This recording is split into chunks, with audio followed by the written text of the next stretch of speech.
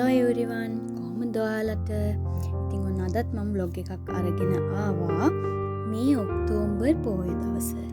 ඉතින් අපේ පැත්තේ තියෙනවා ගොඩක් පරණ ඓතිහාසික රජමහා විහාරයක්. මේ පන්සලේ අවුරුදු ගාණක් තිස්සේ කරගෙන යන පෙරහැර මංගල්‍යයක් තියෙනවා.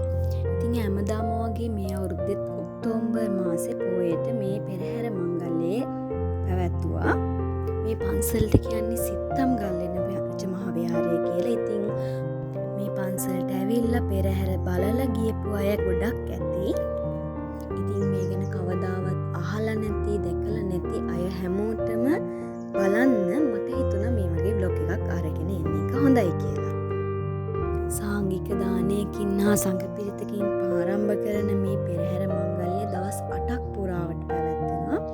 පෙරහැර 4ක් තියෙනවා. මුලින්ම විෂ්ණු දේවාල පෙරහැර තියෙනවා, දෙවෙනි දවසේ තියෙනවා කතරගම දේවාල පෙරහැර, තුන්වෙනි දවසේ තියෙනවා බස්නාහිර දේවාල පෙරහැර, අන්තිමටම හතරවෙනි පෙරහැර විදියට අවසාන මහා පෙරහැර තියෙනවා. ඉතින් පෙරහැරත් එක්ක මේ කාලෙට ගොඩාක් වෙලින්දෝ ඇවිල්ලා ඔයාලගේ කඩවල් දාලා තියෙනවා. මෙඩිගෝරවුම්, කතුරුන්චිල්ලා, ඒ වගේ දේවලුත් මෙතන ගෙනල්ලා තියෙනවා. බලන්න පුළුවන් අපිට. ඉතින් මේ කාලෙට ඕනම දෙයක් ගන්න පුළුවන් හැමදේම වගේ මෙතන තියෙනවා. ඇඳුම්, බෑග්, සිරිප්පු, සපත්තු, කොණ්ඩකටු, සෙල්ලම් බඩු, ගෙවල් වලට ඕන කරන බඩු, එතකොට ලස්සන මල් පෝච්චි, ටෙඩිස්ලා, මේ වගේ ගොඩාක් දේවල් මෙතන තියෙනවා. ඉතින් මේ vlog එකත් එක්ක දිගටම එකතු වෙලා ඉන්න කියලා ආදරෙන් මතක් කරනවා. අන්තිමටම පෙරහැරේ අවස්ථා කීපෙකුත් මම මේ වීඩියෝ එකට එකතු කරලා තියෙනවා. ඉතින් දිගටම එකතු වෙලා හිටියොත් ඔයාලට පෙරහැර බලන්නත් පුළුවන්. ඒ වගේම ඔයා මගේ channel එකට අලුත් කෙනෙක් නම් අද නම් මගේ වීඩියෝ එකක් මුලින්ම බලන්නේ. මගේ channel එකට ගොඩාක් ආදරෙන් ඔයාව පිළිගන්නවා. ඒ වගේම මේ වගේ ලස්සන වීඩියෝස් දිගටම බලන්න මගේ channel එක subscribe කරලා එකතු වෙන්න කියලාත් මතක් කරනවා. අපි ඇවිදින්න පටන් අරන් ටික වෙලාවක් යද්දී මේ කඩවල් වල ගොඩාක් සෙනඟ පිරීලා. රෑ වෙද්දී ගොඩක් තැන්වල ඇඟිල්ලක් ගන්න තරම්වත් ඉඩ නැහැ. බලන්නකෝ මෙයාලගේ ලස්සන. පුංචි කාලේ නම් සිත්තංගල්ලට ගියාම මේ කාලේ හැමදාම එක ටෙඩියෙක් ගානේ අරගෙන එනවා. එහෙම එකතු කරපු ටෙඩිස්ලා ගොඩක් මංගාව තියෙන නිසා දැන් නම් මම ටෙඩිස්ලා ගන්නෙ නැහැ. ඉතින් ඔයාලා මේ vlog එකට කැමති නම් like එකක් දාගෙන යන්න වගේම ඔයාලගේ අදහස් කමෙන්ට් කරගෙන යන්නත් අමතක කරන්න එපා. ඔයාලගේ ඒ අදහස් කමෙන්ට් කරන එක මට ගොඩක් වටිනවා. ඔයාලා මගේ vlogs ගැන මොකද හිතන්නේ? ඔයාලා මොන වගේ vlogs බලන්නද කැමති වගේ දේවල් දැනගන්න මමත් ගොඩක් කැමතියි. මාත් මෙතනින් මං ආසවන මට ඕන පුංචි දේවල් කීපයක් අරගෙන ආවා. ඉතින් මං කිව්වා වගේම මෙඩිගෝරවුම මාරකලින්ද මේ හැමදේම තිබුණට මම නම් මේකකවත් ගියේ නෑ. මාරකලින්දේ නම් සද්දය හෙද්දිත් මං හරිම බයයි. මේ සිත්තම්ගල්ලෙන රජමහා විහාරය වලගම්බා රජතුමාගේ කාලේ ඉදි කරා කියලා තමයි තොරතුරු හමු වෙලා තියෙන්නේ. ගොඩක් පරණ බුදු පිළිම තියෙන ලෙන් විහාර දෙකක් මේ පන්සලේ තියෙනවා. ඒ වගේ මේ වගේ ලස්සන ලෙන් චිත්‍රත් තියෙනවා. ඉතින් මගේ බ්ලොග්ස් මුලින් ඉඳන් බලපු අයට මතක ඇති මගේ බර්ත්ඩේ එක දවසේ මම පන්සල් යනවා බෝධි පූජාවකට. ඒ වෙලාවේ මම එන්නේ මෙන්න මේ පන්සලට. ඒ ලොග් එකෙත් මේ පන්සලේ තැන් කීපයක් බලන්න පුළුවන්. මේ අවුරුද්දේ මේ පෙරහැර මංගල්‍යය පවත්වන්නේ 57 වෙනි වරට. පුංචි කාලේ ඉඳන් තාමත් අවුරුද්ද හැමදාම මේ කාලේ ලං වෙනකොට අපි හරිම ආසාවෙන්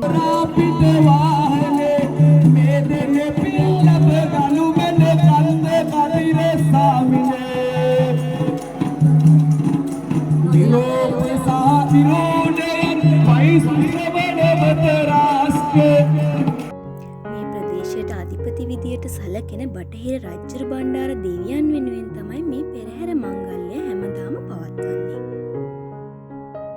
ඉතින් කඩවල් හැමතැනම ඇවිදලා ඔන්න අපි මෙයාව බලන්න. ඉතින් හැම අවුරුද්දෙම අවසාන මහා පෙරහැරේ කරඬුව වඩම්මන්න කතරගම වාසනායතාව ආරක්කගෙන එනවා. ඉතින් වාසනාව බලන්න නැතුව නම් ඇවිදින්න හිතෙන්නේ නැහැ.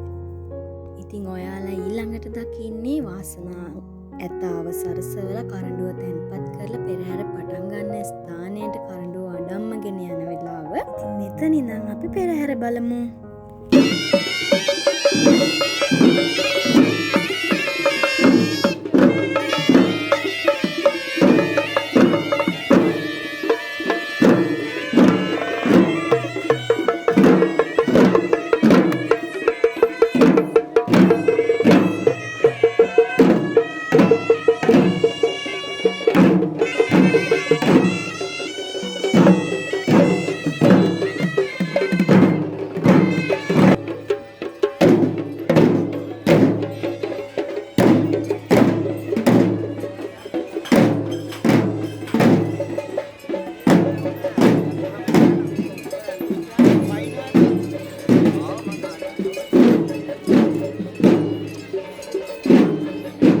කසෙහි දායක වූ අභිමානවත් කසකරුවන් කණ්ඩායම මේ පෙරහරට මේ වර්ෂයේ එකතු වී තිබෙනවා.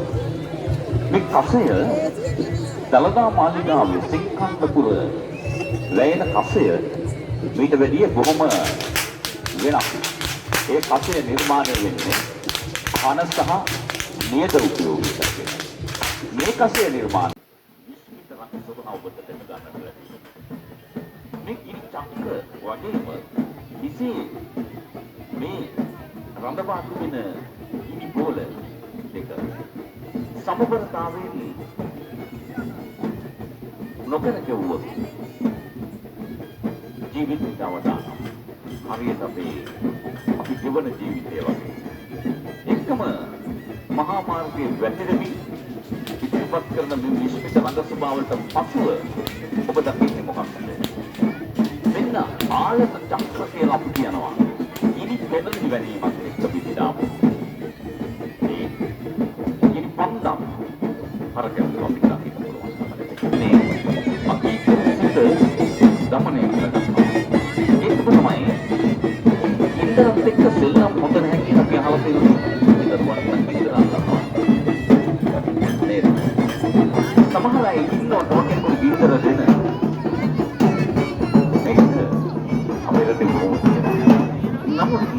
ඔබ දන්නවද සිංහලයන්ට මේ ඉන්ටර්නෙට් එක සෙල්ලම් කිරීම කොහොමද හොල්ලන්නේ?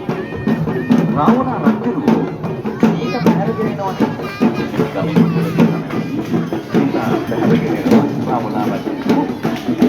රාවණ රජු ඊට පැහැරගෙන ආවෝ රාම දැනගන්නවා.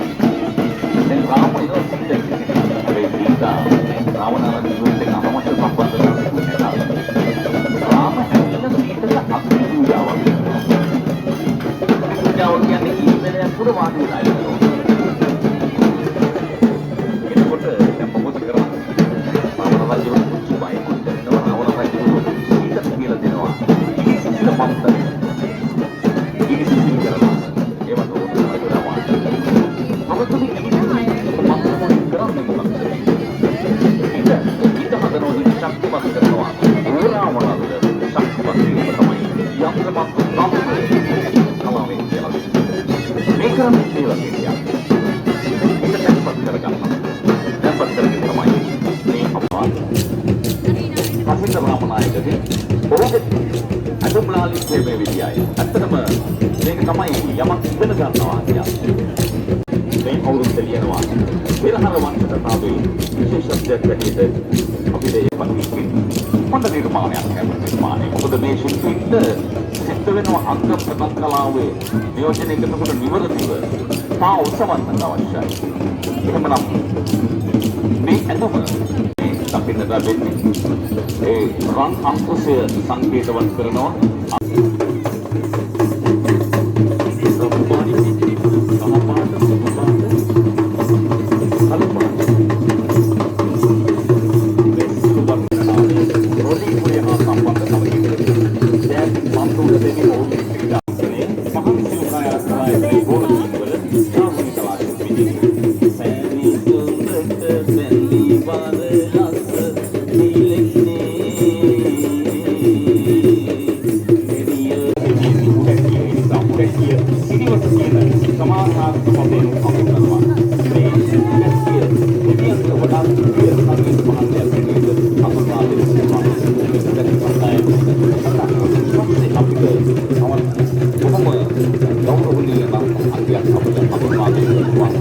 මේ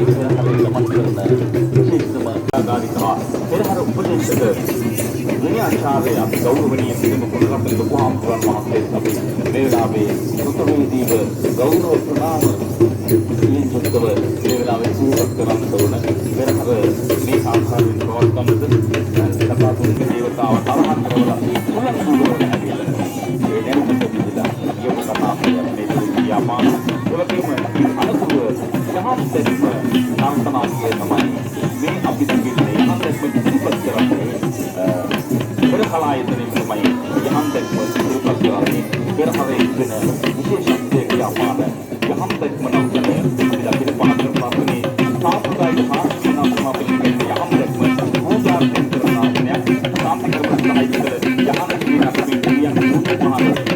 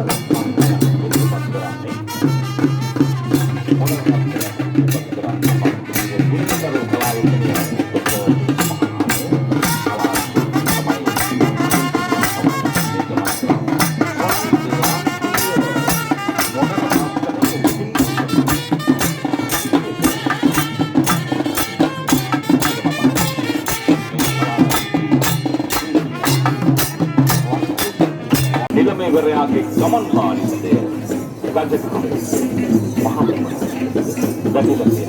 ඉස්තිරි සම්ප්‍රදායන් විද්‍යාමාන කරගෙන සිත්තංගල්ලේන රජමහා විහාරස්ථානයේ අසල මහා පෙරහර මංගල්ලේ නව හැරවුම් ලක්ෂයක් බවට ලයි තාමලයි ඔය අපූර්ව රසය අපිට කියා දෙනවා සලුමාලේ ජයසේකර කවල්දියට අපේ ස්තුතිය පිරිනමනවා ආස්‍ය රසය තුළින් රෝගාබාධ සුවපත් කරන්න සමත් මහතරට සම්ප්‍රදායික ලක්ෂණ විදහාමක් වන සරුපාලිය නාමනයත් එක්ක අපට දකින්න ලැබෙනවා ඒ සමයක පිරිමින්කම සීමාවක පිරිමින්ගේ සම්ප්‍රදායක් පිරිමින්ගේ දවසක් බව විද්‍යාමාන කරනවා ජටාපටි පායිපත් සිකාමතරේ නිත්‍යමාලේ බෝපත් රෝඩපත් කරපටි උරබාහුව වන්දිර ලොකයිනේ තවුනේ පොට්පොට උගුරුපත් අnder කල්පියේ ඇලේ දෝල නරුපොට උරුලේ පිටාමේ සිලම් කියන අන්ද මෙලිය අපට දකින්න පුළුවන් කම ලැබෙනවා ඉතින් දැන් සමග්‍රමින් මාක්‍රීව ඒකීය සංකේතවත් කරමින් ඒ සදහත් කුරුව වටපොවන මංගල අස්තිරාජයාගෙන් සමග්‍රමින් අපලියට ගමන් කරන සුවිශේෂ ගෞරවනීයම අවස්ථාව අපට දකින්නට පුළුවන්කම ලැබෙන්නේ මේ පෙරහරේ මුඛ්‍ය පරමාර්ථයයි අපි මේ දකින්නේ සදහතු ගංගුව වඩමන පස්තින් වර්ෂ 10ක් ඉන්නවා කාලවක ගංගේ සම්බර බයාදල පිංගල හේමන්ත උපෝසත සප්තන්ත ගන්ධ මංගල කියලා ඒ සප්තන්ත කුලයට අයිති ආශ්‍රි මේ රුහුණු කතරගම මහා දේවාලයට 1978 කන්නංගර මාගේ වැඩම කරන කරුණුවට යම් අනුතරක් වෙනවා නම් ඒ සියලු සංකේතයන් විද්‍යාමාන කරමින් රාජ්‍ය කපට බහන්න පෙරට කොට ගනිමින් මේ සිත්තංගල්ලේන රාජමහා විහාරස්ථාන පෙරහර වංශ කතාවේ ප්‍රබල හැරවුම් ලක්ෂ්‍ය. ඉතින් එහෙනම් අදට ලොග් එක ඉවරයි. ආයෙමත් ලස්සන ලොග් එකකින් හමු වෙමු.